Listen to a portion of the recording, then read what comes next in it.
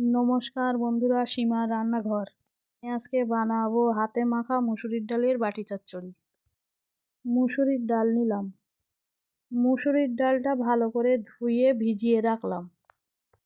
Tomato নিলাম, আলু নিলাম, পেঁয়াজ নিলাম, সবজিগুলো ধুয়ে কেটে নিলাম।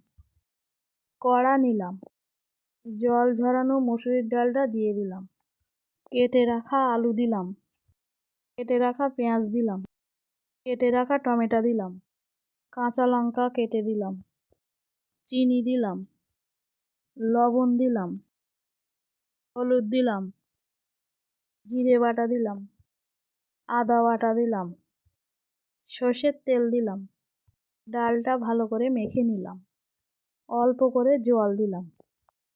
কড়া বসালাম, সর্ষের তেল দিলাম, শুকনো লঙ্কা কেটে দিলাম, কুচিয়ে রাখা পেঁয়াজ দিলাম।